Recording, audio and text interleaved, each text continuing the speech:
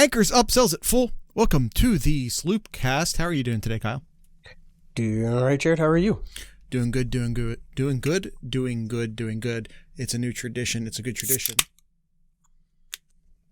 There, we got that going. I'd sit here, Jared, on a Sunday night. Yeah. Thankful. Thankful. I'm here thankful. I know Thanksgiving is a month away, but I'm thankful for having a head coach like Coach Day at Ohio State. Man, we weren't saying that 10 months ago? 11 months 10 ago? months ago. Yeah. Just saying. The coaching carousel is vicious in the year of our Lord 2025. I mean,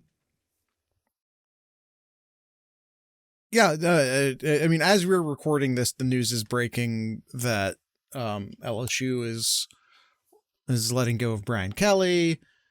Of course, you know, James Franklin and Billy Napier, Gundy at OK State, which is a couple years overdue, but whatever. Chaos has gotten expensive this year. Kyle, this last weekend, we'll talk more about this on Tuesday during Collegiate Chaos. We'll get into the actual purpose of this show here in a second. This has been, this last weekend was the first without like a real true chaos game. And it's actually kind of weird that we've made it all the way to the end of October without a true chaos, like without a weekend without a true chaos game. This has been an incredibly chaotic year. You know, there's a lot of people talking about, you know, has NIL brought parity? Has the transfer portal brought parity? There's a lot of conversations about, you know, and I would just say, everyone, I have theories on that too. I say, pump your brakes. This is one season. This also happened in 2007. And it just turned out 2007 was this anomaly of a super chaotic season. And and again, we don't have time to get into it on this episode, but I have reasons why this year is totally an anomaly and isn't going to be indicative of a longer trend of parity in college football. And I also have these arguments over here to explain why parity is now in college football, which is a way to say that I don't know.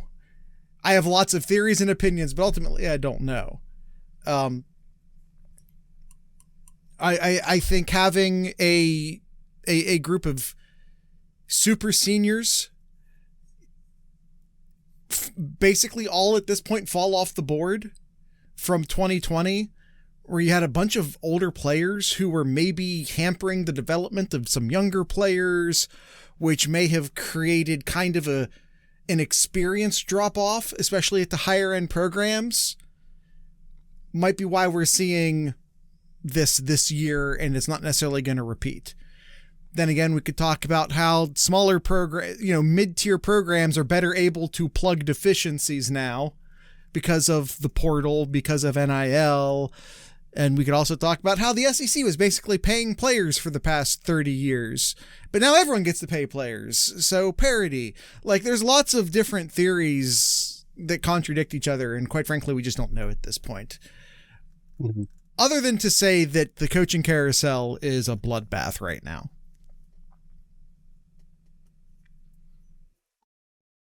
That's it. Kyle, do you want to get into the report card? Yes, please. Yeah. Sorry. Yes, it was please. just coming off of like Brian Kelly getting fired right as where he started recording. It just kind of top of mind. Sure. All right.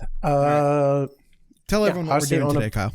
Yeah, Ohio State on a bye week here, so A's across the board, right? Yeah. We can go ahead and end the episode here. Or C's. We're going to go. We're going to go ahead and do since it's a little more than halfway. That would be a good opportunity to go ahead and do a mid-season report card here. Yeah, mid-season season report card. Yes. 7-0, number one in the country here. be easy for us just to go down the line and be like A's across. I mean, what more can Ohio State do when they've putting up a lot of points, number one in the country, and in a lot of the major defensive stats here, or near the top there too. So, but I think we need to look a little bit deeper than just saying, oh, yep, defense A's across, offense A's across too. Let's look deeper and see where we think Ohio State is at compared to where we think they should be, and some issues that we think needs to be addressed as the season moves along. Okay. So first off, we have game plan. Let's repurpose this a tad, as there's obviously not a specific game plan to talk about. We'll just talk about this as like off-field coaching during the season. Off-field coaching during the season. Just how is the coaching staff doing, not necessarily in-game, but during the week? Just how do we feel about the coaching staff right now in general? I mean... And again, we're talking about the offense. We're talking about the offense. Okay. Honestly, like, I think Hartline is doing a pretty good job. Yeah. Overall. Play calling is, I can't really complain about the play calling. I know that's, I guess that's game plan too. The play calling has been really good. A little concerns on the running side of it, but we'll get to that. But overall, I'm honestly overall pleased with what I've seen with the offense here. So I'm going to say A-. I'll say an A-. Okay. Something up real quick. I think I'm comfortable with just an A. Just the overall coaching performance so far this year. I think maybe at a certain point we need to, maybe discuss Tyler Bowen, who was of course brought in as the offensive line coach as well as the run game coordinator. And,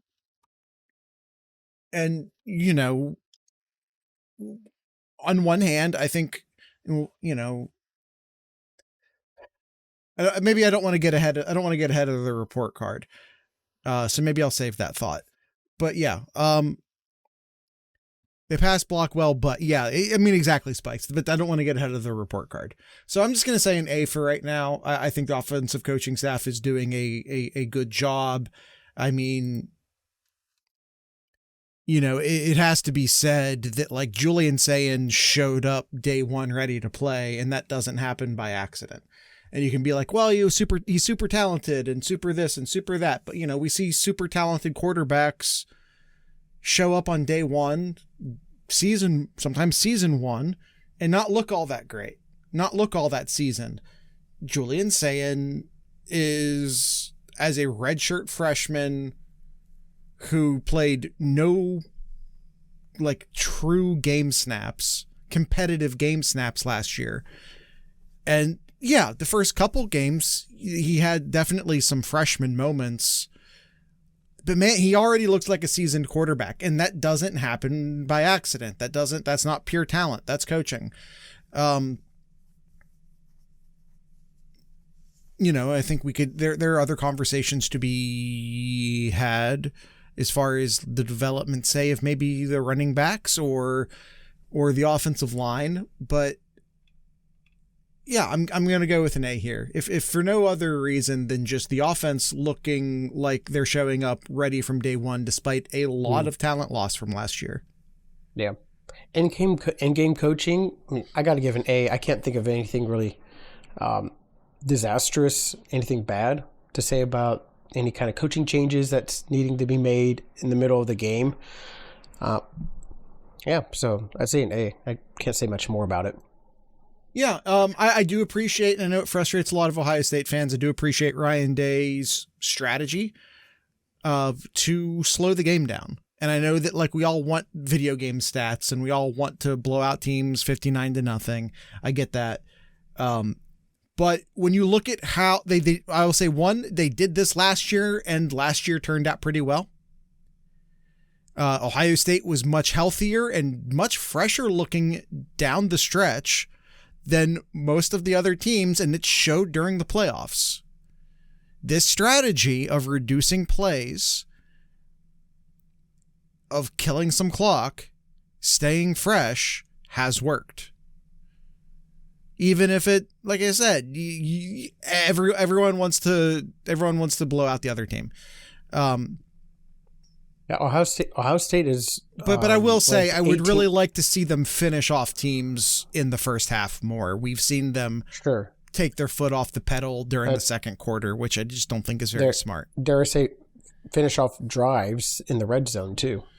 There've been some red zone issues. So I agree on that. I think we'll come down to. I think again, let's not get ahead of the report card. Ohio State time of possession is ranked 18th in the country. Yeah. Just going to point that out. By the way, just to point it, Urban Meyer brought Ryan Day to Ohio State to incorporate tempo. And Ohio State hasn't looked this slow since the Tressel era. Just saying. It's just funny. That's all. Quarterback. Again, grading based off of expectation, the fact that he's a redshirt freshman, A+. A+, absolutely. Yeah, Julian Sayin looks like a gosh darn veteran. Let me see here. Freshman. He's 14th in the country in interceptions thrown, like interception percentages thrown. Only 1.1% of all of his throws are intercepted. Very, very good. Number 1 in the country in completion percentage. Number 12 in yards per pass. And where was it here? Yeah, and I said 14th in interceptions thrown too. Yeah, he just takes care of the ball. And that yards per pass is telling me they're not just throwing small passes. Dink and dunk. That's the phrase I was looking for. Dink and dunking the ball. You see it from time to time that he's throwing it deep and letting his receivers make the catch. I mean, hell, Tate just got a Randy Moss gloves, just saying you got mossed. Nice. Last week too. So of that amazing catch that he had over Wisconsin over a week ago. Yeah, and was that Randy Moss? Or I mean, I said Randy Moss. Was that Smith or was that Tate? No, that was Tate. Tate got that catch. Yeah. Did you say Tate? And did I hear Smith? I did. Okay. That's my bad. All right, run block. Yeah, run blocking here. Number 1, Ohio State is number 1 in completion percentage with a redshirt freshman quarterback. And again, to reiterate what Kyle said, it's not because they're dinking and dunking. That's crazy. Yes. Rushing. All right, here's where run block really, for example, run block or for run block. Clarity. This is where Ohio State really needs to really focus on here. Now, the good thing, let me just make sure I got my stats correct here. I mean, the good thing is that Ohio State, if I take out the 3 sacks here, Ohio State has only lost 37 yards. Is that right? Yeah, 37 yards in rushing. Like any rushing attempts, they've lost 37 yards, which is crazy good. Negative they haven't yardage had that many plays. Yeah, negative yardage plays, yes. Which is crazy good. Yeah. Like Bo Jackson has rushed the ball about 70 times and has only lost 9 yards of those 70 attempts. Crazy good. But they're getting hit right at the line though. Right. And to me it's a big issue moving forward because you got to be able to establish the run, and that's how Ohio State won it last year, being able to establish the run You had two veteran running backs. Don't have that luxury this year, but the rush blocking needs to improve in my mind. So I'd say with expectations from what I thought the offensive line could do this year, I'm going to say more like a B minus. This needs to improve. It's getting the job done, but tougher opponents are coming up here. They're going to come up here before we know it. So, and it's got to improve. Yeah. I'll just say a B without the minus. Personally, I think that we do have to acknowledge that from a running back talent standpoint, we've taken a big step back from last year. You had two of the best backs in the country on the team. Donaldson is just a guy. Peoples isn't working out. Bo Jackson looks great, but he's young. There's certainly already some wear and tear issues on him, which happens when you're using a freshman running back. It looks like, during the Wisconsin game, it looks like we might be getting some more Isaiah West, which is good. I think that's a great thing. We want more Isaiah West. So I think the running backs share responsibility here. That being said, I think that there are some interior blocking issues. I would say at both of the guard positions. I know Ohio State fans and even some media have basically picked out a scapegoat on the offensive line and basically said all of the blocking problems is this person's fault, which is, of course, ridiculous. But quite frankly, I think Max Clare deserves criticism as well. I think his run blocking is not up to the level that we've expected from Ohio State tight ends who have in the past historically been primarily run blockers.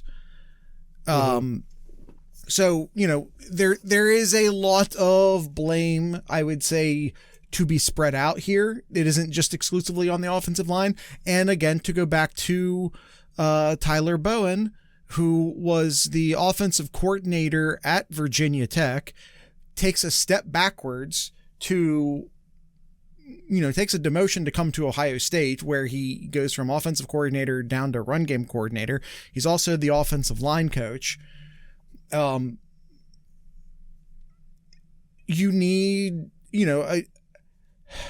I'm not deep dove into the X's and O's to say that like maybe the run game isn't being coached well enough or not. I don't know, but like Chip Kelly, for as much as Chip Kelly was known as like a spread them out sort of guy, he's a run game X's and O's genius. Chip Kelly was and is. So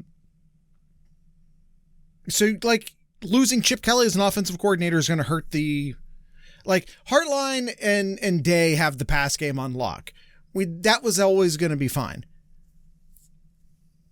We knew we were going to take a step backwards in the run game. Between the loss in two great running backs, the loss in Chip Kelly, you knew the running game was going to take a step back. But it, I am just hoping to see it get better as the season goes. That's, I think, all I'm really trying to say. Number 74th in the country in yards per rush, just over 4 yards. Yeah. That's got to improve. Yeah, absolutely. And it starts with the slobs up front. And again, I think I would grade them more harshly if not for all of the things I just said. Like I Sure. think there was very legitimate reason to expect the running game to take a step backwards this year. Yeah. All right. Before we go to the pass block, let's go and take our first ad break real quick here, Jared. TheSloopcast.com is your go-to link for anything and everything Sloopcast related. There you can find our Patreon page, our Discord page, YouTube, merch, 7071 store, and much, much more over at thesloopcast.com. We'll go ahead and take an ad break and be right back. That was a quick one, Kyle. That was quick, yeah. Pass block. Pass block. Where we left off on. The pass block's been mentioned tremendous. mention about how many times actually I didn't yet, but percentage of pass attempts of where Julian Sand has gone back to throw. Number 3 in the country, 1.67% of dropbacks have been sacked. Number 3 in the country, A+. Yeah. I mean, to give you scale on that, the defense is number 4 in the country. They're getting a sack on almost 11% of dropbacks, which again is elite level number. Do you think Day wanted Bowen focus on pass blocking this year to protect Sayan? I think you brought in veterans. You have some veterans. You brought in veterans.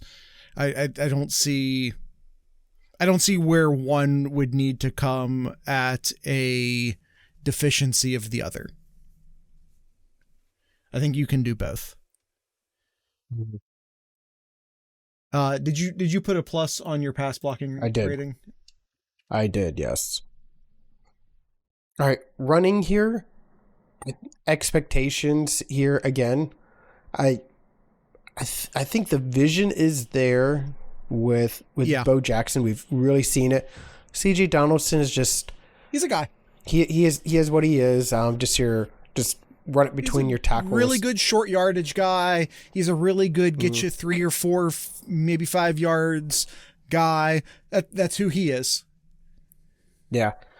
But I am a little surprised about James Peoples, though. Yeah, I was expecting more from Peoples. Mm-hmm. Yeah. I was expecting a little bit more there, sharing the load with those 3. But the limited time that we saw with Isaiah West, future's kind of bright with West, though. Again, with the limited carries that we've seen with him so far. He did get competitive snaps against Wisconsin. He did, yes. I think that was either his second or third game making an appearance, but in the other games it was mop-up duty. Sure, Wisconsin was second quarter live action snaps. So that to me indicates that we're going to be seeing more of him. And I'm quite frankly looking forward to that. So I'll say B. I'll say B for the running backs. A little bit better than the run blocking. Mine's the same. I'm not sure, and I'm not saying they can't be separated because they can be. I'm just not sure how I'm going to separate them at this point. Sure. All right. Receivers. And A, like the expectation still was really high for me. Sure. for the wide receivers. Well, not just wide receivers, just receiving in general. Sure. The expectation was really high, and gosh, there's been very, very little outside of the first 2 passes to Jeremiah Smith. Outside of those, there's been very few like drops. Sure. That I can really think of. There were a couple early, against Texas, maybe against early September drops, but those have gone away. Yeah. Jeremiah Smith, exceptional. Tate has really come along these past couple of games. We knew Tate was going to have a monster year. These past couple of games, he just lighting it up right now. I think I had said something, several weeks ago, where I think it was an Ask Sloopcast question. Someone says, what do you do if the other teams are going to bracket Jeremiah Smith all the time? Like if Jeremiah Smith is just going to get double covered and triple covered, what do you do? I go, use Carnell Tate. Use Max Clare, use Ennis. You have all of these weapons. If they want to throw this many defenders at one wide receiver, you got other targets, use them. Yep. And at a certain point, and I'm not saying that that's some sort of genius revelation on my part. I'm not trying to be I'm a genius. But at a certain point, I think Hartline and Day started doing that, which is why we've seen so many more passes going to Carnell Tate over the past few weeks. Sure. We have 2 number ones at wide receiver. Absolutely. Yeah. And someone else who's been doing well on the receiving end, Bo Jackson. He's seen his good share of receiving plays as well too. And as much as we have criticized Claire for his blocking, he's been incredibly reliable. He had some September drops like the other guys did, just like Jeremiah Smith did. But outside of that, he's been a totally reliable, excellent weapon underneath, which is huge for a true freshman quarterback to have that huge tight end, reliable target. He averages a first down every time he catches the ball. He has 20 receptions on the year. Max Claire's been great in the passing game. And I tell you what, I know, not this year, but seeing the limited time and catches so far, but the future's bright for Quincy Porter. Definitely, I know that's a name that we've mentioned a number of times in this podcast, but seeing him out there, and heck, even Mylan Graham too. Like he made that spectacular catch on the sideline recently as well. Future is still bright on the wide receiver side. Drives and conversions. Yep. Let's see here. Ohio State time of possession, 18th in the country. I think when you talk about drives, I think that's important. Being able to sustain those drives, number 7 in third down conversions as well. Over 50% of your third down conversions are converted. So, red zone scoring, excellent. Almost 90%. Fourth down conversions are 62.5%. Yeah, it's acceptable. It's well above average. It's number 35 in the country. I think they're doing a really good job controlling the ball, controlling the clock. I'll say A. I'll say A as well, because I thought there was going to be some bumps on the road here with a young team, with a young quarterback, young running backs here. Thought there was going to be some bumps on the road, and hitting it with stride here. So yeah, A. Kyle, where we typically get our stats, which is teamrankings.com, by the way, give them a shout out. They only have a red zone scoring percentage. Would you know where to get a red zone touchdown percentage really quick? Because that's kind of where I'm kind of between an A and an A+, and that's why. I would be really 37 attempts. Okay. They've been in the red zone 37 times. 33 of them have been with scores. Okay. Which as we already know is 89.66%, which is 35th in the country. But what number of those have been touchdowns? Do you have that number? 25. So I'm sorry. So that's 25 out of how many again? 37. So 67.5%. I really wish I knew how to scale that against the rest of the country, but it sounds good. Sure. About two-thirds of the time, so 2 out of every 3 times. I don't know how to scale that. But I know it's good. I don't either. But I'm gonna go plus. Anytime you enter the red zone, you have a 66% essentially chance to get the touchdown. That feels good. I don't know how to scale that, but that feels good. Sure. I'm just. We'll go on. We'll move on. Yeah. We'll move on. Explosiveness. Right. Explosiveness. We've had plenty of explosiveness, I would say, through the passing game. Yes. As we said, Julian Sayin, his insane completion percentage is not a product of dinking and dunking. He is, as the entire team is getting yards per pass 8.9 every time they throw the ball, not complete the ball. Every time they throw the ball, they're getting basically 9 yards a play, which puts them 12th in the country.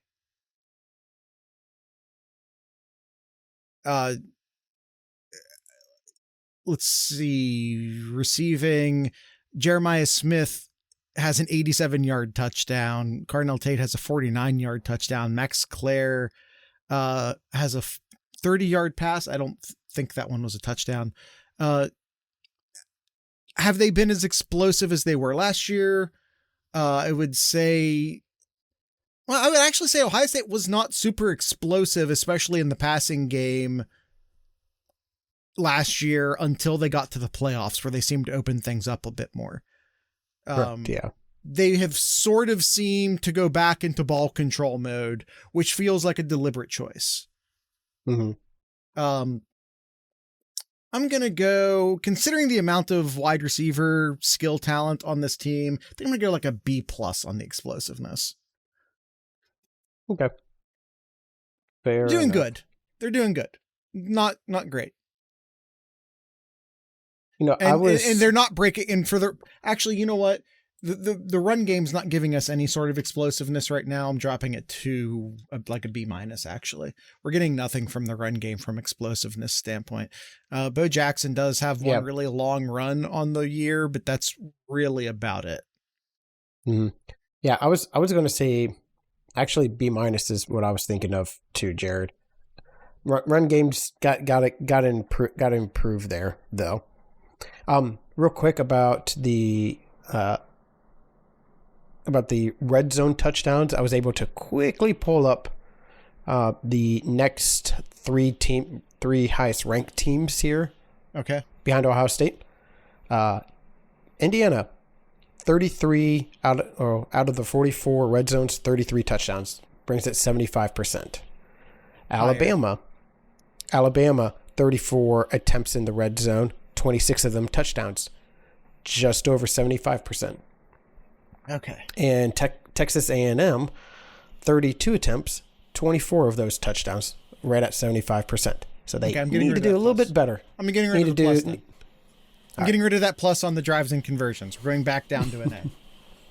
All right. Let's move to the defense here, Jared. Game plan, A. I mean, actually A+. Give me A.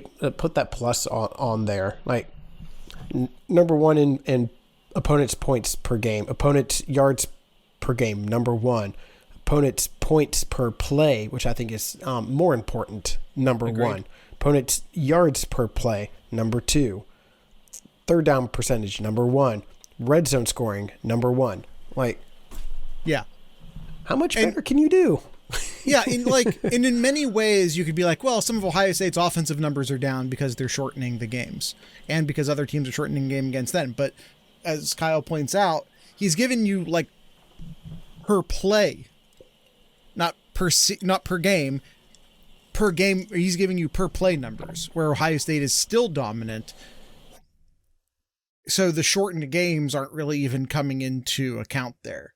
No, especially, you know, we talked a lot. I mean, I brought it up several times. Like, Ohio State lost both of their Ohio State had the best. I said it a few times during the offseason. Ohio State had the best coordinator pair in the country last year, and it wasn't close, and they lost both of them. And the defense got better. The defense got better. That's all I'm saying. A+. Mm-hmm. All right, in-game coaching. So many three-and-outs forced this year, too. Yeah, we'll get there. Yeah. In-game coaching, I got to say A+ too. Like, just absolutely stellar with just everything. The only negative I can really say about this defense is that the turnovers are not there.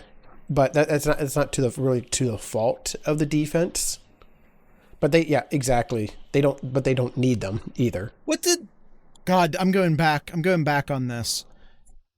Jim Tressel used to have a stat where he said, did he say like 3-and-outs are worth a turnover or something like that? He had a calculation where he would always say, like, I think he said 3-and-outs are as good as a turnover. I've no idea where he got that, or if it still rings true today, or any of that stuff. But like, you look at, again, like they're just not on the field that much. They're really just not on the field that much to be getting a lot of turnovers. I don't know if he actually said that or not, but I'm almost certain he did. Sure. Okay. All right. Tackling. I got to give an A+ to tackling too. I know I've mentioned this a number of times on some of our grading here. Spikes brings up a really good point, especially when we are heavy ball control. Other teams can't afford to waste possessions. Yeah. If Ohio State is shortening the game into 7 or 8 possessions per team per game, and if you're getting 3 and outs on 3 of those, it's devastating. Yeah, it's blouses. It's exactly what it is. That is blouses. Tackling. I gotta say an A+ as well. I mentioned in a number of our gradings here, Jared. I can't really think of any games where tackling was an issue. I know, think of last year's team, especially the first time that they played Oregon. A lot of tackling issues there, but again, like Oregon was a very, very good team. Mm-hmm. But that was a big concern for Ohio State. It was tackling in open space. Not so much this year. You got studs, absolute studs, on the defensive side here. There's not a flaw in the defense right now. No, absolutely no. And especially since they're kind of, with all due respect to the elder styles, now that they're sort of rotating in some of the younger corners a little bit more, I don't see a flaw in the defense. Mm-hmm. All right, run stop. Let's see. Ohio State is number 7 in the country in opponent yards per rush, and number 6 in the country in yards per game at 84 yards. I would say an A. I'm not going to give the plus there because there's definitely times where it's like should be able to make a few more stops based on the opponents that they've played to, but overall, like, very, very stout rush defense here. So A. I don't know. In the two metrics that matter the most, they're top 10. Mm-hmm. That's an A+ in my opinion. That's fine. Yeah, that's fine. Pass rush here. We talked about. It feels like for years, every year we talked about, like, where's this pass rush? Where's the pass rush? We have studs on the defensive end here. We're not getting to the quarterback in time. We're not getting the sacks. Here we are, Jared. We're getting the sacks right now. Over 10.5% of 11 throws. Yeah, near 11 are being, like, you're getting sacks. Number 4 in the country. That is absurd. Absolutely absurd. Yeah. A+. Yeah, A+. It's not a place, it's always a place where you hope to see improvement, but not a place where I was necessarily expecting to see it. I will say, and I love JTT. I don't know if he was like a true, like, pass rusher. But this year, Ohio State's running like 4 ends deep in guys who are like true pass rushers. 4 or 5 ends deep in guys who are true pass rushers. Yeah, A+. Mm-hmm. Pass coverage. Yeah, I'd say an A+.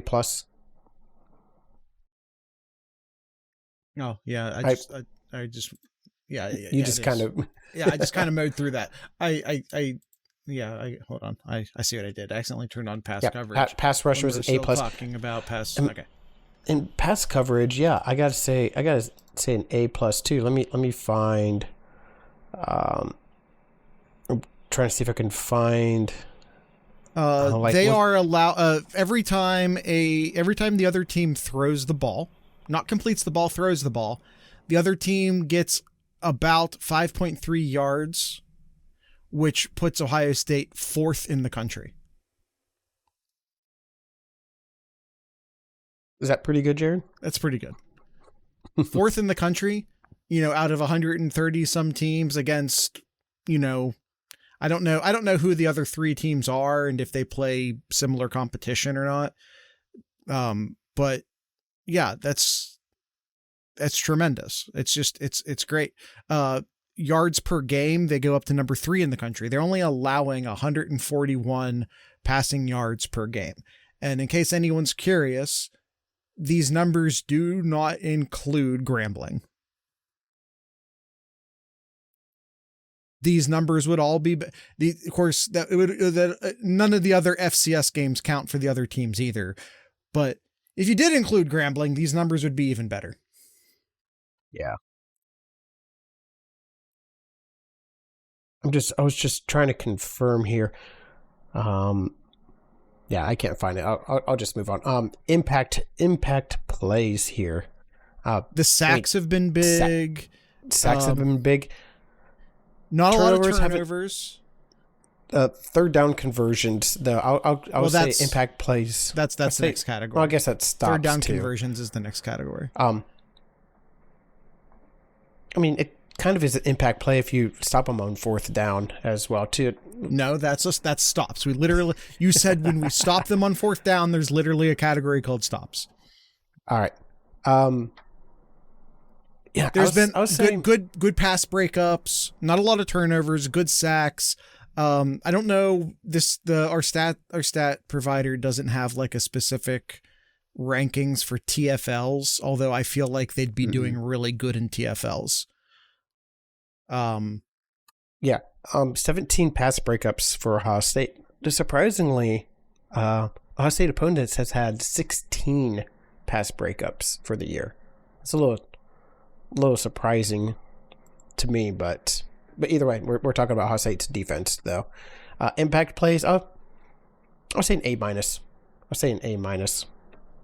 I would say based off of limited opportunity, I'm going to keep it at an A. They're just not on the field that much. Sure. Stops. All right. Stops. Yes. Ohio State is number 1 in the country in third down percentage conversions. 21% of third down conversions are completed by the opponents. Absolutely absurd. And they're going to go for 4th down. Well, they're only converting 42%, which is 26th in the country as well. Oh, well, surely in the red zone they'll be able to get point. No, they're struggling to get a single point in the red zone as well. 54%.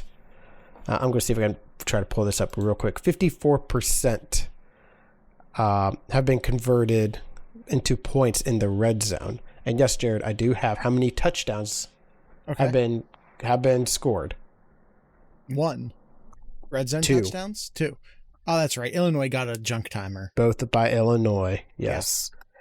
2 out of 12. Only 12 attempts, Jared. 12 times all year. 7 games so far. And only 12 trips to the red zone.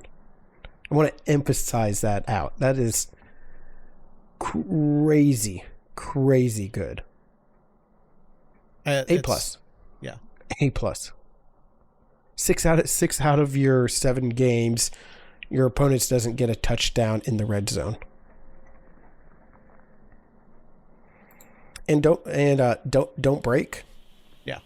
Prevention don't break. Of big plays. How many big play? I mean, I feel like Ohio State's been great, and we don't have any stats necessarily to back this up directly, I would say.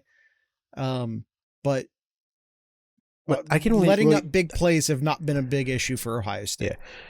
I can only think of like one like huge play. And wasn't that like the first play in the second half for Ohio? We got that long touchdown. Right. That's right. Like that's the only one I can really think of. Yeah, there's been a few plays like was it Illinois? There's a couple plays where it's like, let's not forget the fake punt by Wisconsin.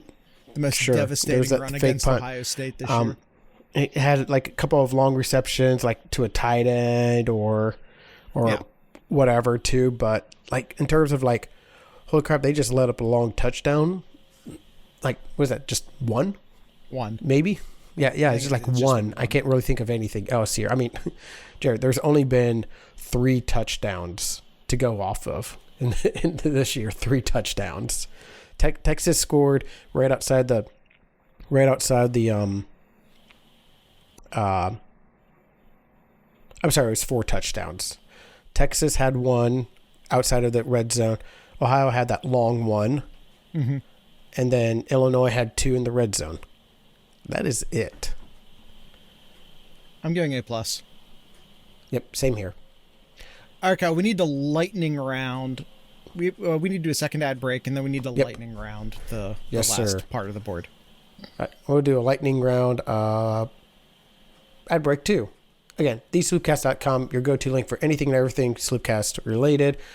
Emphasize on Discord, discord.thesloopcast.com. It is our own social media board-isk area. If you want to come and chat with Jared and I and the rest of the Sloopcats and the rest of the Buckeye fans, head on over to discord.thesloopcast.com. We'll take that ad break, Jared, and be right back. All right, lightning round. All right. Overall, as a team, how do you feel about the coaching, just in general? Just general coaching vibe. I feel A+ overall. Yeah, I'm gonna agree. Special teams, though. We're getting there. There's a special teams section. But that's overall coaching. We said overall coaching. We can include special teams coaching in that if you want to. Bringing it down a bit. You just want to do a standard A, Spikes? Yeah. All right. Motivation and effort. I feel that's an A+ as well for me too. There's no letdown like, oh, it's Grambling State. Oh, it was 55-21. We let up just some scores there. Nope, they absolutely hammered that home. Against Ohio, hammered that home. Just every team hammering that home. About A+. I would say my only... They pulled off... The defense really pulled their foot off against Illinois late. They did, yeah. Other than that, I really don't question the team's motivation or effort at any point this year. Overall execution, just lack of sloppiness. I feel like there have been moments, probably enough moments to stop me from giving them a plus, but overall, that's been fine. Yeah. That's in a season fraught with chaos, Ohio State's been very consistent. They're gonna get an A. A as well. Discipline. Oh jeez. Ohio State has been. They've been fine. I say they're fine. They don't commit that many penalties a game, just under 5 a game. But the penalties they do get are pretty big ones. Like they're averaging, which is an interesting stat, Jared. Penalty yards per penalty at 8.7. So they're committing big ones. So it's like holds or pass interference ones. Yeah. All of their penalty stats are good except for the penalties per penalty, which they're 71st in the country. Yeah. So I think you're committing under 5. I think that's really good. So I'll say an A. Say an A. That works for me. Now, a few personal fouls there. Yeah. The interesting one here, I don't want to go too much into it though, Jared. Lightning round, Kyle. The defensive side though. The defensive side when it comes to the penalties is... Well, not the defensive side, just the opponents. The opponent side. It's more than just a trend.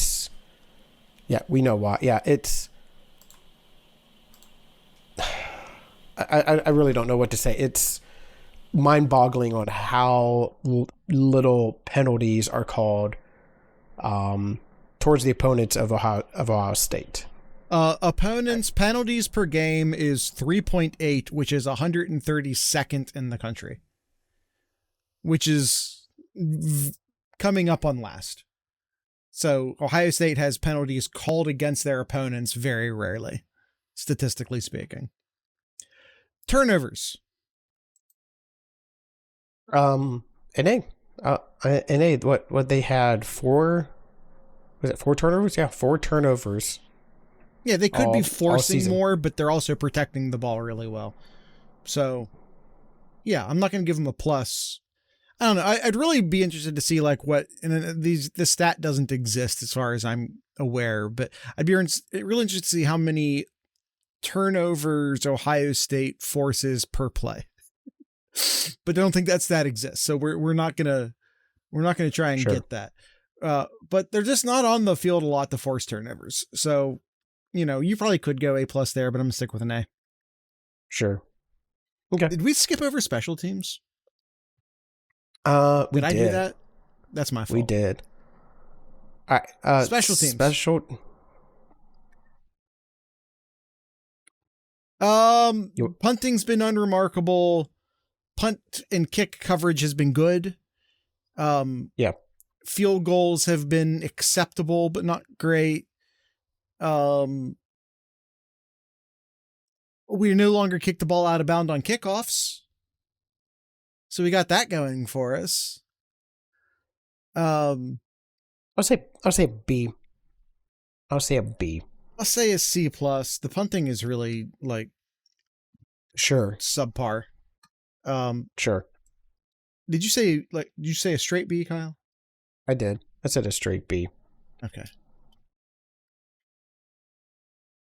We got a C- from the chat. All right. And overall offense, I would say overall for the offense, I was looking at the rankings I've had here. It's kind of an A-. I'll just say an A. I'll say an A. Running needs to be improved, and really I think that's the big thing. If the running improves, everything else improves there. Run block improve, running overall improve, explosiveness would improve. So yeah, I feel like if Ohio State just gets a little bit better on the interior of their offensive line, this offense will become kind of unstoppable. Mm-hmm. Okay. Defense A+. I'm going to give the plus. Yeah, rightfully so. It would. Yeah, I would be mad at you if you didn't. All right, and overall as a team, you're 7-0. You're number 1 in the country. You have the best defense in the country. You have a really good offense that you hear a lot of media talking about. They haven't even hit third gear yet. Maybe they haven't yet, and they didn't really need to as well. The offense is doing what they need to do, and again, and actually better than what I think we all expected. And again, I would say that there's a very deliberate effort to not.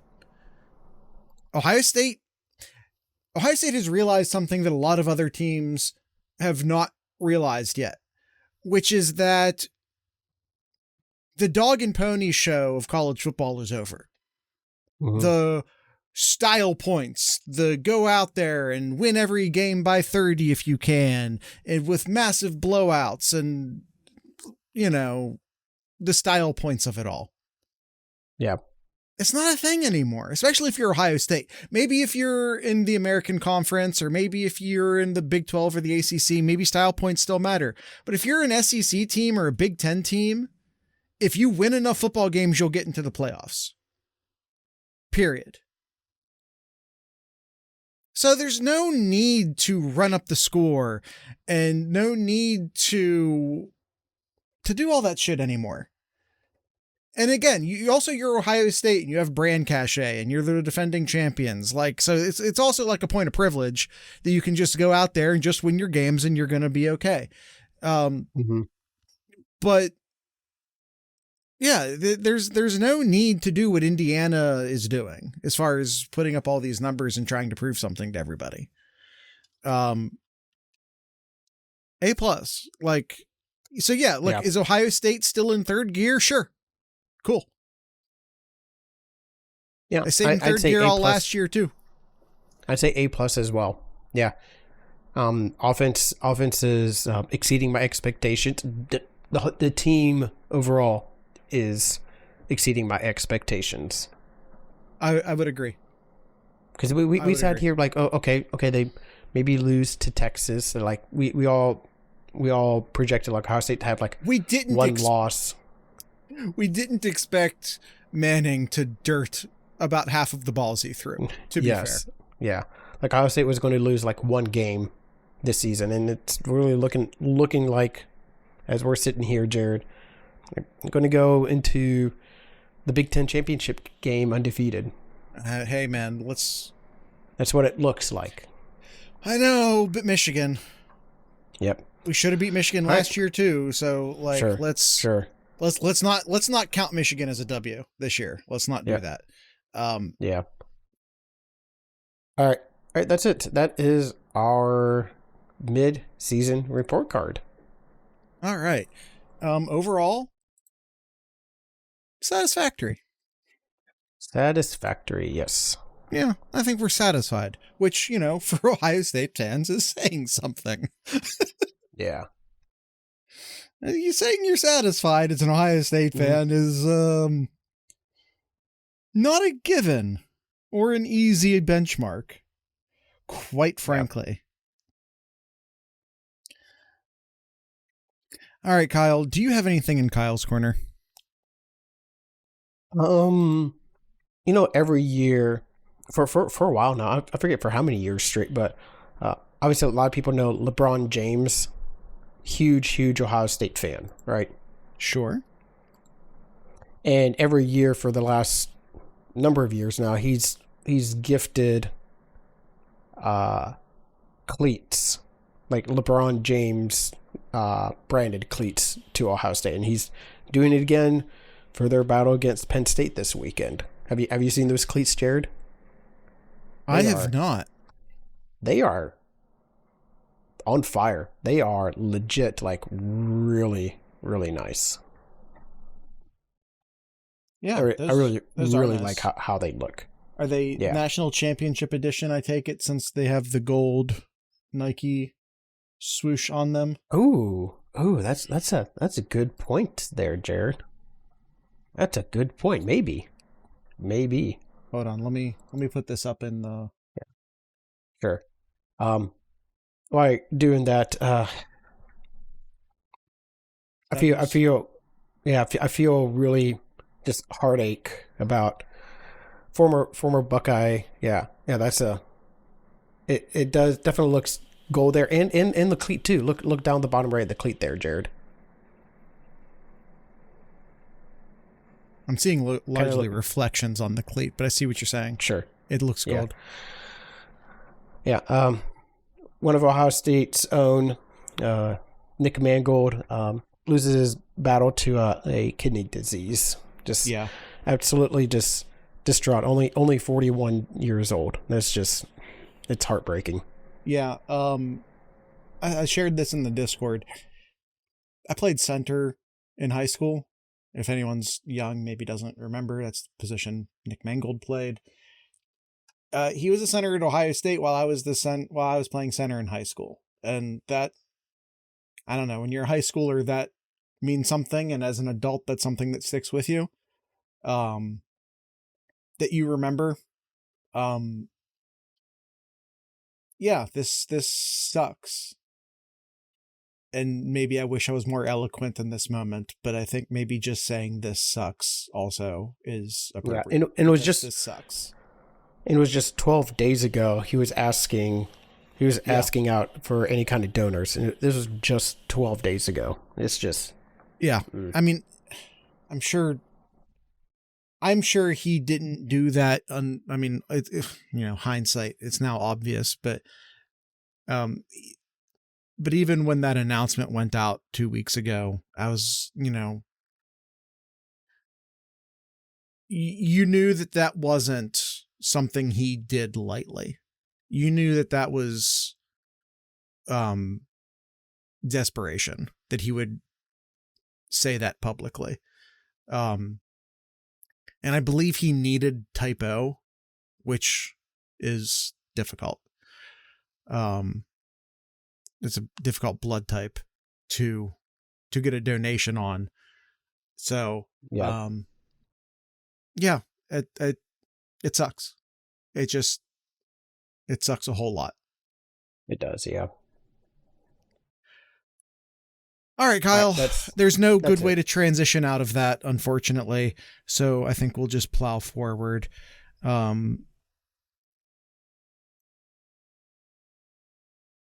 Tonight's ending music will be Courtney from Work, Columbus-based band. So with all that being said, I'd like to encourage everyone to drink local beer, listen to the local music, and of course, support your local podcasters. Once again, this is Courtney from Work.